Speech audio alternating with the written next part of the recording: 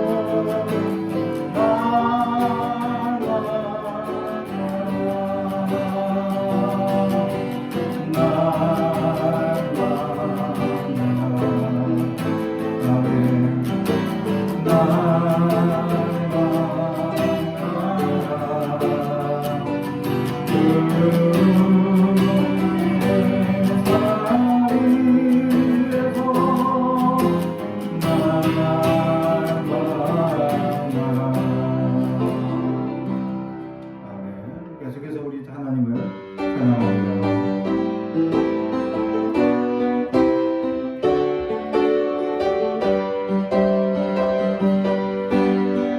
내 모든 삶의 행동 중에 주님 안에 있는 나의 숨쉬는 순간들도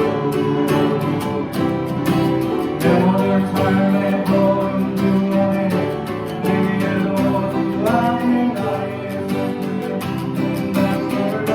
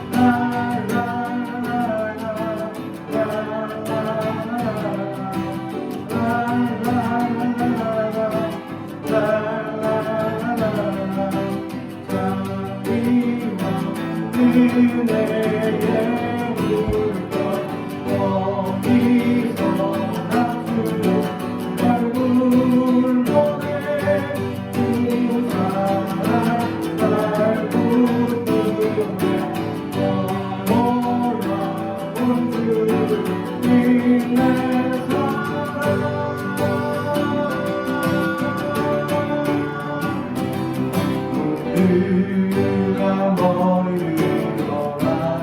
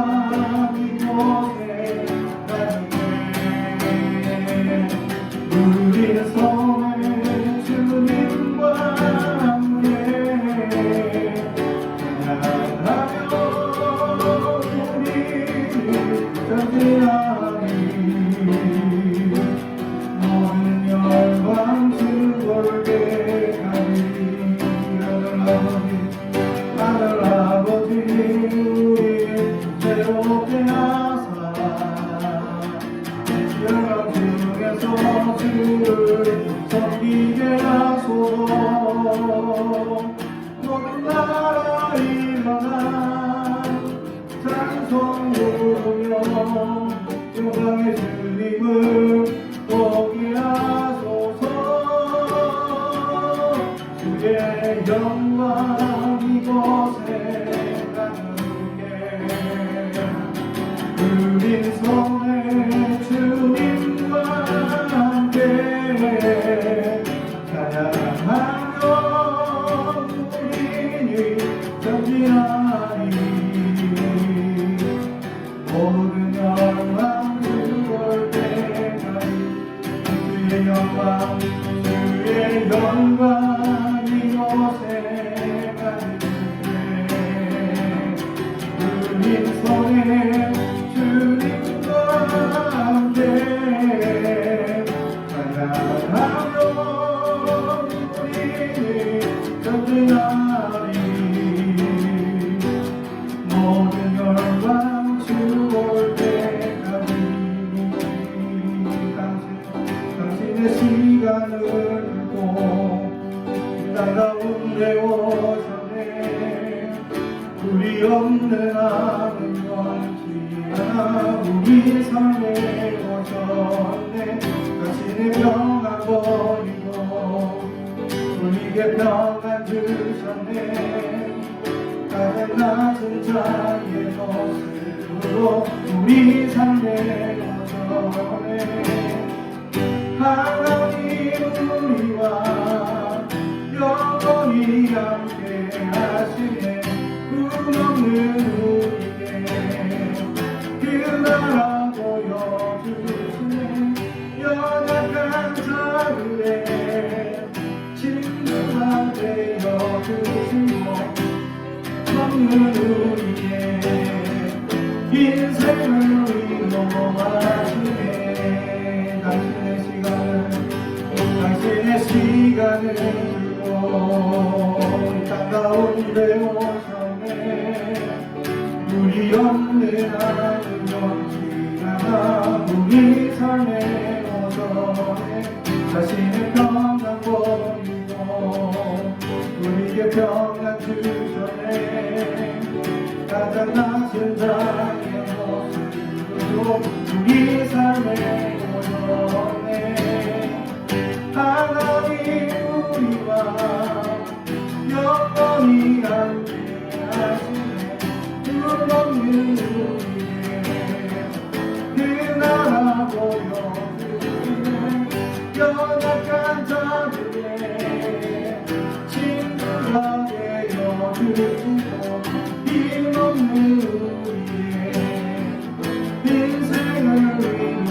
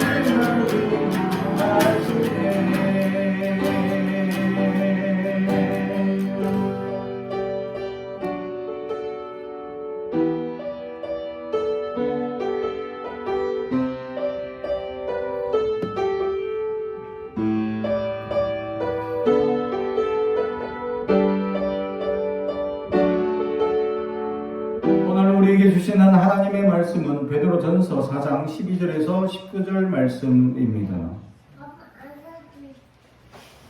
베드로전서 4장 12절에서 19절. 신약성경 381페이지입니다. 하나님의 말씀을 봉독하겠습니다. 하나님의 말씀을 경청해 주시기 바랍니다. 사랑하는 자들아, 너희를 연단하려고 오는 불시험을 이상한 일 당하는 것 같이 이상히 여기지 말고 오히려 저희가 그리스도의 고난에 참여하는 것으로 즐거워하라. 이는 그의 영광을 나타내실 때에 너희로 즐거워하고 기뻐하게 하려 함이라. 너희가 그리스도의 이름으로 치욕을 당하면 복 있는 자보다 영광의 영 곧 하나님의 영이 너희 위에 계심이라. 너희 중에 누구든지 살인이나 도둑질이나 악행이나 남의 일을 간섭하는 자로 고난을 받지 말려니와 만일 그리스도의 이름으로 고난을 받으면 부끄러워하지 말고 도리어 그 이름으로 하나님께 영광을 돌리라. 하나님의 집에서 심판을 시작할 때가 되었나니 만일 우리에게 먼저 하면 하나님의 복음을 순종하지 아니하는 자들의 그 마지막은 어떠하며 또 의인이 겨우 구원을 받으면 경건하지 아니한 자와 죄인은 어디에 서리요. 그러므로 하나님의 뜻대로 고난을 받는 자들은 또한 선을 행하는 가운데 그 영혼을 기쁘신 창조주께 의탁할지어다. 아멘. 우리 가슴에 손을 얹고 축복의 언어합니다. 나는 하나님의 사람입니다. 축복의 사람입니다. 우리 가정은 영혼이 잘됨 같이 범사가 잘되고 강건해지는 가정입니다. 우리 교회는 번성하고 창대하게 되며 하나님의 언약이 이루어지는 교회입니다. 아멘. 오늘 말씀의 제목은 하나님을 의탁하는 성도라는 제목의 말씀으로 오늘 말씀을 묵상하고자 합니다. 오늘 말씀은 베드로 전서의 말씀으로 유명한 말씀이죠. 불시험 당하기를 이상한 것으로 여기지 말라 라는 말씀으로 시작합니다. 그리스도인들이 당하는 시험에 대해서 오늘 베드로는 교인들을 향하여 우리의 시험이 불시험일지라도 이상히 여기지 말라 라고 말씀합니다.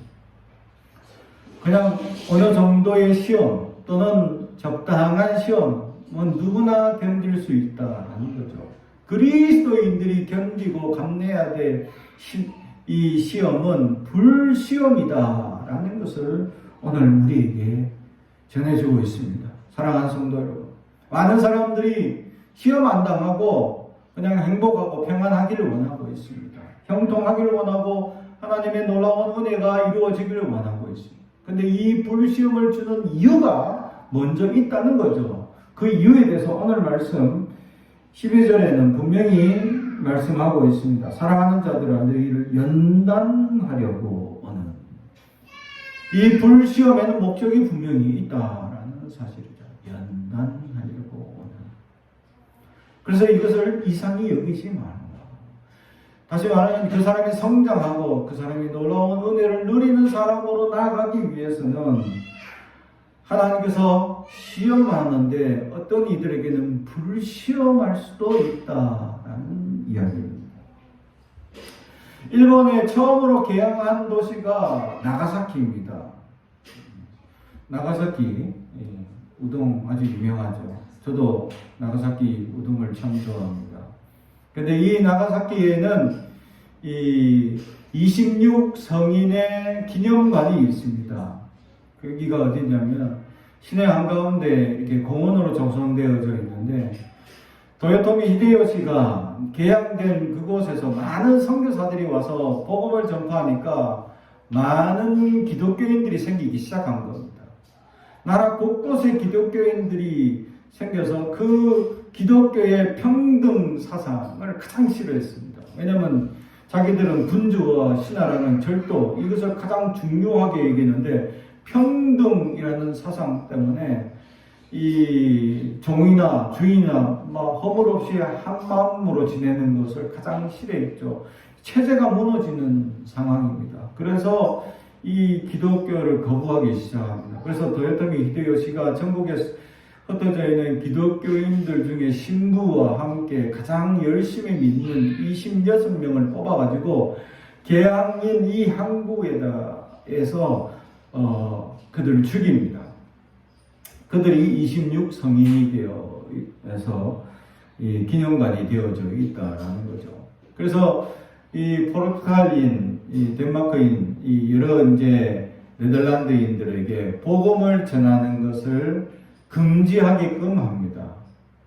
그러나 이미 복음이 전파돼서 많은 사람들이 믿고 있죠. 특히 나가사키 지역이 많은 사람들이 믿습니다. 지금도 나가사키에는 교회도 성당도 상당히 있습니다. 다른 일본의 어떤 지역들보다 상당히 많죠. 특히 그곳에 많은 믿는 사람들을 배도하게 만들기 위해서 이 도요토미 히데요시가 그 지방 투령에게 명령을 합니다. 배교하도록 만들라라는 것이었죠. 그래서 그들이 배교하도록 만드는 방법이 무엇이냐? 그 나가사키에는 아주 지옥이라는 온천이 유명한 곳이 있습니다. 지옥 온천이라고. 그래서 그곳에는 막 이 화산이 폭발해가지고 이 온천이 막 부글부글 끓는 지대가 있습니다. 그래서 그곳을 사람들이 이곳을 마치 지옥과 같다 해서 지옥 온천이라고 또는 지옥 계곡이라고 이름을 붙여놓은 온천 지역이 있습니다. 운전에 있는 지옥 온천입니다. 그곳에 에다가 사람들을 그 뜨거운 유황불이 올라오는 그곳에 사람들을 묶어놓고 배도하기를 그들에게 정령했죠. 엄청난 고난을 당합니다. 그냥 죽이겠다 하는 것이 차라리 자비를 베풀 정도로 그 고통은 이루 말할 수 없는 거죠. 뜨거움의 고통은 두 번이라도 화상을 통해서 피부가 오그라들고 사람이 점점 말라 죽습니다. 죽을 때까지, 배도할 때까지 그곳에 매달아 두는 거죠. 그래서 그 고통을 견디다가 배도하는 사람들이 생겨납니다. 그러나 그 배도하는 사람들은 극히 일부다라는 이야기이죠. 많은 사람들이 그 지옥 온천에서 순교를 당합니다. 그러나 그들은 죽음을 평안한 마음, 도리어 심지어는 찬양을 하며 그 뜨거운 유황 온천을 견뎠다는 사실. 이것이 바로 불시험이 아닌가 생각해 봅니다. 사랑하는 성도 여러분, 여러분은 어떻습니까? 우리에게 그러한 어려움, 고통, 문제가 닥친다면 우리는 그것을 찬양을 부르면서 여유롭게 견뎌내고 이겨낼 용기가 있느냐라고 물어본다면 많은 사람들은 그러지 않습니다. 특히 점점 시대가 좋아지고 환경이 좋아지고 과학 문명이 발달해지고 점점 편리한 세상이 다가오면 다가올수록 많은 사람들은 점점 하나님을 의지하고 의탁하기보다는 과학 문명을 의지하고 살아가는데 빠르다라는 사실이죠. 그래서 믿음을 가지는 것이 마치 유약한 인간의 모습으로 비춰지는 나약한 인간의 모습으로 전락해버리는 사회의 모습으로 나타나고 있더라라는 사실입니다. 사랑하는 성도 여러분, 우리는 어떠합니까? 정말 하나님 믿음만으로도 살아갈 수 있느냐라는 사실이죠. 어쩌면 성경에 나와 있는 입으로만 주여 주여라고 붙들고 마치 깡통처럼 신앙생활을 하고 있는 연약한 인간으로 살아가고 있지는 아니합니까? 오늘 베드로전서에서 얘기하고 있는 이 초대교회의 환란이 얼마나 심각한 상황인 것에 대해서 말씀해 주고 있습니다. 초대교회의 박해는 엄청난 공포였습니다.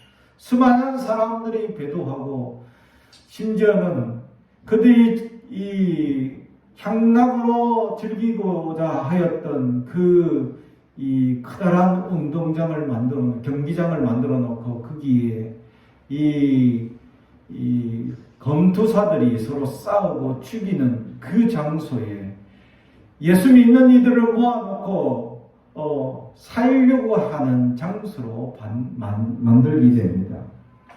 로마인들은 사람을 죽이고 이렇게 사람을 살리는 일에 아주 잔인한 인간의 모습으로 변질되어져 갑니다. 점점 사회는 부패해지고 점점 인성은 무너져가는 그런 사회 속에 예수 믿는다라는 그런 징조만 보여도 잡혀가서 언제 죽을지 모르는 두려움과 공포 가운데 휩쓸려 살아가게 된다라는 사실이죠.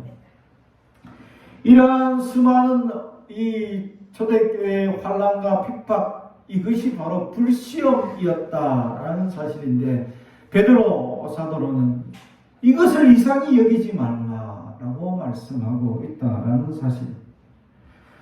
눈앞에 죽음 또는 어떤 어려움 또는 환경의 괴로움 또 사람들의 시험이 다가올 때 우리는 공포를 느끼며 두려워하고 이것을 어떻게 하면 피할까라고 사람들은 생각하고 궁리합니다. 그러나 그리스도인들은 피할 길이 없음을 오늘 성경은 우리에게 말씀해 줍니다. 이것을 담대히 당할 줄 알고 이상히 여기지 말고 도리어 오늘 성경에서는 기뻐하라라고 말씀합니다. 도리어 하나님의 이 환난이 주어질 수 있는 그런 사람이었다는 사실에 감사합니다라고 감사를 드리라고 오늘 성경은 우리에게 말씀해 주고 있습니다. 사랑하는 성도 여러분, 그렇습니다. 도리어 하나님께 감사할 수 있는 사람이 될 수 있느냐? 사실 어렵습니다. 조그만 시험이 와도, 조그만 불편해도, 조그만 어려움이 와도 많은 사람들이 불편해한다는 사실이죠. 우리는 얼마나 불편한지를 한번 체험해 보시기 바랍니다. 하루에 핸드폰 한 번만이라도 내 삶에서 거리를 두어 보십시오. 당장 불편할 겁니다. 당장 심심해하고 당장 뭘 해야 할지 모르는 암담하고 답답한 생활들을 할 수 있다는 사실이죠. 산책을 하거나 운동을 할 수도 있는데 많은 사람들이 너무 핸드폰에 의존하고 거기에 연연하다 보니 특히 또 코로나라는 상황 속에서 밖에서 자유롭게 활동도 하지 못하니 사람들은 집안에서 더욱더 살이 찌고 점점 생각에도 마음에도 살이 쪄버린 연약한 둔탁한 사람이 되어져 버렸다는 사실입니다. 사랑하는 성도 여러분, 우리에게 이렇게 찾아와 우리의 삶의 자리에 안주해버린 이러한 연약함들을 오늘 도리어 기뻐하고 하나님 앞에 감사할 수 있는 우리가 될 수 있어야 한다는 사실이죠. 다시 말하면 사람들은 끊임없이 찾아오는 불평과 연약함에 대해서 우리는 어떠한 자세로 대처하며 살아가느냐라는 것입니다. 오늘 성경은 기뻐하라 하는데 우리는 불평하기 바쁩니다. 많은 사람들이 코로나19로 말미암아 불평합니다.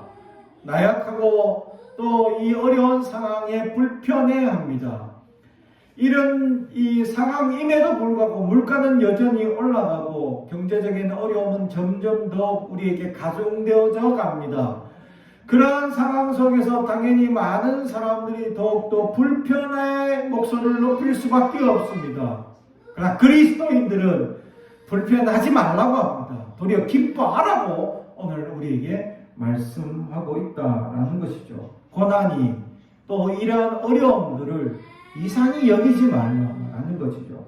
어느 시대나 어느 환경이나 이런 불편과 이런 어려움은 늘 닥쳐왔기 때문입니다. 지혜로운 백성들, 지혜로운 나라는 이 어려움을 지혜롭게 극복하여 그런 사람들을 향하여 우리는 이렇게 해야 합니다. 위기를 기회로 만든다라는 사람들이죠.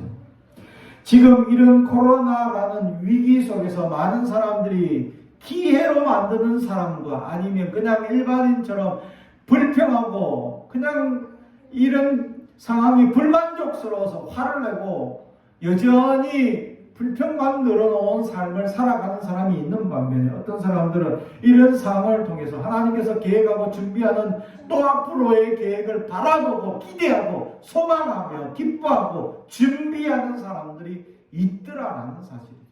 여러분들은 준비하는 사람입니까? 아니면 하루하루 그냥 주어지는 생활의 압박에 눌려서 불평하고 불만을 가지며 나약하게 살아가는 연약한 사람으로 살아갈 것이냐라는 사실이죠. 사랑하는 성도 여러분, 우리의 연약함 언제나 다가올 겁니다. 또 앞으로는 이 코로나보다 더 어려운 병마 또는 전쟁, 기근, 두려움이라는 수많은 어려움들이 다가올 수도 있습니다. 특히 우리나라는 저 북측의 한 사람이 한순간 생각을 헷가닥 잘못해가지고 단추 한번 누르면 난리 나는 상황의 위기의 나라에 살고 있습니다. 그렇죠? 그런 위기 속에 그런 어려움이 또 다가온다면 우리는 또 불평할 겁니다. 늘 불평하는 사람들은 늘 입에서 이 불평이 떠나지 않더라라는 사실이죠. 타히티라는 이 태평양 한가운데에 있는 어느 섬에 이 한국 사람이 60% 살고 있는 이 섬이 있다고 합니다. 왜냐하면 일본이 그 섬을 점령해가지고 한국 사람이 2,000명을 강제징용해서 그게 비인장을 만들고 이렇게 하다가 미군이 쳐들어와서 이제 해방이 되었죠. 그러나 그게 이제 해방이 되었음에도 불구하고 자기 고향으로 못 돌아갑니다. 왜냐하면 아직 광복이 되지 않았기 때문에. 그래서 타히티라는 나라에서 갇혀가지고 그 많은 사람들이 이제 한국 사람들이 원주민과 섞여 삽니다. 그러다 보니까 그게 60%의 주민들 성 이름이 김씨라는 성과 강씨라는 성과 신씨라는 성을 이 세 성을 가진 사람들이 대부분이었다라는 사실이죠. 그러면서 이 대부분 그 한국 이름을 가지고 있던 그 사람들이 이제 한국말을 할아버지 때나 알았지 자기들은 다 잊어버렸습니다. 대부분 영어를 쓰거든요. 그런데 그 사람들이 할아버지가 쓰던 말을 기억합니다. 그래서 그 말은 무슨 뜻인지 몰라. 근데 그 말을 따라하는데 지금 따라하는 거죠. 그 말이 뭐냐라고 물어보니까 아이고 죽겠다 라는 말이었다는 거죠. 할아버지가 맨날 일하고 돌아오시면 집에서 아이고 죽겠다 라고 하는 그 한국말만 기억하더라는 겁니다. 부정적인 말이 이 자녀 때에 그래도 한국말이라고 유일하게 남아있는데 아이고 죽겠다라는 말이 남아있다는 거예요. 아이고 살겠다 또는 정말 감사합니다 라는 좋은 말도 있는데 얼마나 이 한국 사람들의 특유의 이 고난의 표현 아이고 죽겠다 라는 표현만 하니까 그 후손들이 그 말만 알고 있더라 라는 사실이죠. 참으로 신기했던 이야기였습니다. 그렇습니다. 우리는 우리 자녀에게 어떤 말을 남겨주고 있습니까? 우리는 우리 자녀에게 감사합니다, 행복합니다, 기쁩니다, 또는 너는 내 딸이 되어서 아들이 되어서 너무 고맙습니다 이런 말을 합니까? 아니면 불평과 불만으로 살아가고 있습니까? 사랑하는 성도 여러분, 어느 시대나 어떤 때나 항상 우리는 불평과 어려움이 다가옵니다. 그런 불평과 어려움에 우리는 불만을 토로하는 자가 아니라 감사할 수 있고 기뻐할 수 있는 자가 되라고 오늘 성경은 우리에게 말씀하고 있습니다. 더욱이 한 걸음 더 나아가 오늘 성경은 겸손하길 원하고 있습니다. 하나님을 신뢰하는 것 살펴보는 겸손입니다. 그래서 우리는 이미 겸손의 기초를 두고 살아갈 수 있어야 한다라는 것이죠. 겸손한 자는 이 불의한 일들, 어려운 일들에 대해서 불평하지 않기 때문이죠. 바로 하나님의 은혜를 주실 때를 기다릴 줄 아는 자가 겸손한 자입니다. 그렇습니다. 불평하는 자 또는 이 불만만 가득한 자의 삶에서 우리는 우리 입술에 하나님 아버지 감사합니다. 또 감사합니다. 또 하나님 앞에 기쁩니다. 그렇게 기쁨과 감사만 올려드릴 수 있는 사람. 또 불평이 그럼에도 불구하고 다가올 때 우리는 하나님의 은혜의 때를 기다리며 소망하며 나아가는 은혜의 사람들이 될 수 있어야 한다라는 것이죠. 그렇게 인내하고 기다리고 그렇게 하나님만 소망하고 있는데도 불구하고 어떤 이들은 또 더 어려운 문제들이 다가옵니다. 코로나로 괴로워하는데 마침 코로나에 걸렸어. 그래서 얼마나 이 치료하는 과정도 어렵고 힘들겠습니까? 그런데 이 과정에서 또 어떤 사람은 부작용도 생겼어. 또 그런 부작용으로도 하루 이틀이 아니라 한 달 이상 괴로워하고 병원에 있어야 되는데 이게 모든 자비로 해야 된다네. 그 얼마나 많은 고난이 닥쳐옵니까? 또 이 코로나 걸리지 않기 위해서 백신을 맞았는데 하필이면 100만 분 중에 한 명이 나타나는 이상 증상이 나에게 나타났어요. 이게 얼마나 불편합니까? 그래서 우리의 자녀들도 백신을 맞춰야 하는데 살짝 불안한 마음이 없지 않아 있죠. 100만 명 중에 한 명이 우리의 자녀가 될까 하는 두려움. 사랑하는 성도 여러분, 두려워하지 마십시오. 하나님을 신뢰하시기 바랍니다. 하나님이 지켜주실 믿음이 있다면 그런 믿음으로 준비하고 나아갈 수 있어야. 그래서 이제 앞으로 시국은 점점 이 코로나와 함께 해 나가는 시대로 결정하고 세계가 그렇게 움직이기로 결단해 나가는 그런 사회적 분위기 속에서 우리는 점차 오그라들거나 점차 줄어드는 것이 아니라 점차 우리의 사회적 환경의 반경을 넓혀 나가는 삶을 살아갈 수 있어요. 그러기 위해서는 백신도 자주 맞아야 되고 그렇게 준비하고 나아갈 수 있어야 한다는 것이죠. 그것을 인내하고 소망하고 기다릴 줄 아는 사람이 될 수 있어야 한다는 겁니다. 그런데 그렇게 기다렸는데 더 어려움이 다가오고 더 환난이 올 수도 있고 더 괴로움이 올 수 있다는 거죠. 그렇습니다. 그럼에도 불구하고 우리는 하나님께 소망을 두며 오직 하나님을 의탁하는 자, 하나님을 신뢰하는 자, 하나님을 바라보는 자가 된다면 우리에게 다가오는 어려움이 문제가 아니다라는 것을 깨닫게 됩니다. 우리에게 다가오는 어려움은 항상 어려움이 다가올 것을 알기 때문에 그 어려움 때문에 괴로워하는 것이 아니라 이 어려움 이 다음에 일어날 하나님의 축복을 기대하며 살아가는 사람의 눈으로 변화될 수 있다는 사실.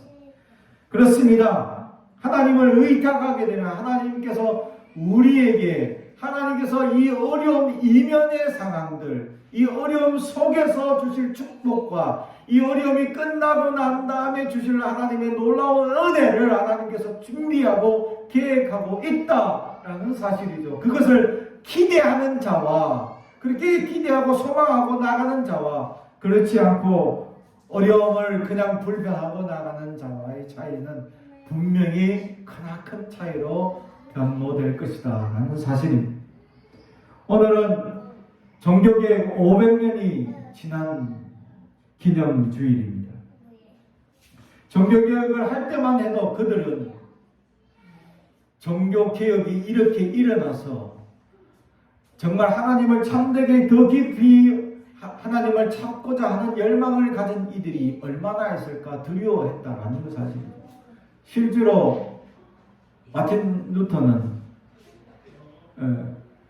하나님 앞에 온전히 이 종교개혁을 이끌려고 한 것이 아니라 우리 이 천주교 안에 있는 불의한 것을 그냥 잘못되고 있는 부분들을 계시해 놓았을 뿐입니다. 그런데 이것을 본 평소에 우리의 연약함, 우리의 잘못을 개혁해야 될 의지가 있었던 수많은 이 신부들이 이 99개의 반박문을 보고 동조하기 시작하고 많은 사람들이 이에 동의하고 움직이기 시작하고 그래서 종교개혁이 일어나 참신앙을 찾고자 하는 이 신앙의 운동이 일어났다라는 사실이죠. 그들은 목숨을 내놓아야 했습니다. 실제로 목숨을 내놓기까지 하고 실제로 또 전쟁을 치러야 하기도 했었다라는 사실이죠. 그 어려움과 수많은 고통 속에서 지금의 교회들이 탄생하게 되었다라는 사실. 사랑하는 성도 여러분, 그렇습니다. 하나님께서 주시는 어려움과 환난들이 있을 줄 압니다. 우리는 그것이 하나님께서부터 온 건 줄 알고 이 환난을 불평과 불만으로 가지며 살아갈 것이 아니라 기대하고 소망하고 또 이 어려움 속에서 하나님께서 준비하고 계획하신 놀라운 일들을 바라보며 나아갈 수 있는 믿음의 눈을 가진 우리가 될 수 있어야 할 줄로 믿습니다. 하나님께서는 믿음의 사람들을 놀랍게 준비하고 계획하고 쓰고자 하는 계획이 있기 때문입니다. 우리를 통해서 하나님께서 말씀하시고 세우는 그 놀라운 계획이 무엇인지를 우리는 알아야 할 줄로 믿습니다. 사랑하는 성도 여러분, 그러므로 우리는 하나님의 눈으로, 하나님의 은혜로, 하나님의 기대의 삶으로 오늘도 하나님만 의탁하겠습니다 결단하며 살아가길 주님의 이름으로 축복합니다. 기도하겠습니다. 사랑과 죄 가득하신 아버지 하나님 감사합니다. 오늘도 우리에게 하나님 은혜를 주시니 감사합니다. 우리는 늘 불평과 불만을 가졌습니다. 우리를 용서하여 주시옵소서. 불의한 상황 항상 끊임없이 일어났을 때마다 우리는 늘 불평했습니다. 우리를 용서하여 주시옵소서.